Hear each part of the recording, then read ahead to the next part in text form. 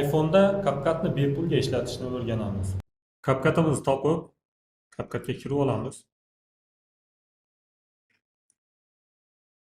Hamma narsa reklama bo'lyapti hozir. Mana ya degan joyga bosib, mana bu настройка joyiga bitta bosamizda, управление аккаунтом degan joyga bosamiz. Bu yerdan Apple ulangan, sizda mumkin Google, Facebook, TikTok bo'lishi mumkin. Hammasini aktivizat qilamiz. Hozir Apple ulangani uchun menda aktivizat bo'lmaydi, hatto bittasiga ulangan bo'lishi kerak deb chiqaryapti. Biz Google ga ulab olamiz.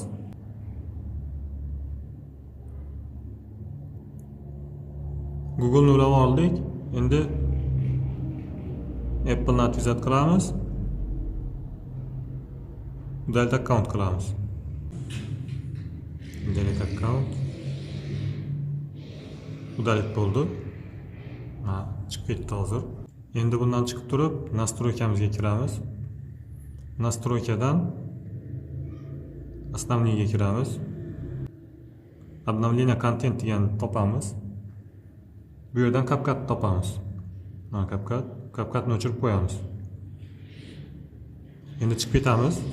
CapCut'ni o'zini o'chirib yuboramiz.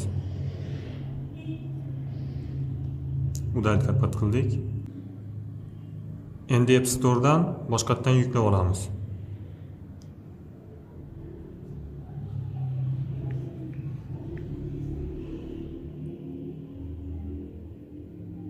Скачатка bo'ldi.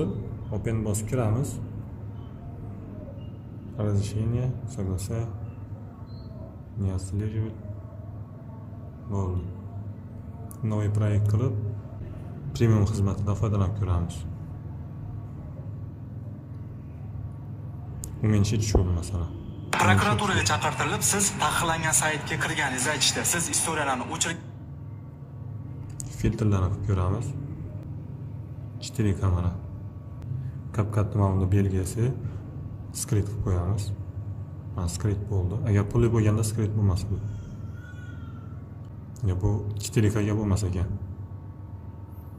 Vladimir znakni olib tashladik, eksport qilamiz. Eksport bo'lyapti. Faqat 4K bo'lmas ekan, qolgan hamma nimalari, funksiyalari, ya'ni premium funksiyalari ishlar ekan. Lekin 4K bo'lmadi. Готово. Bo'ldi, tayyor.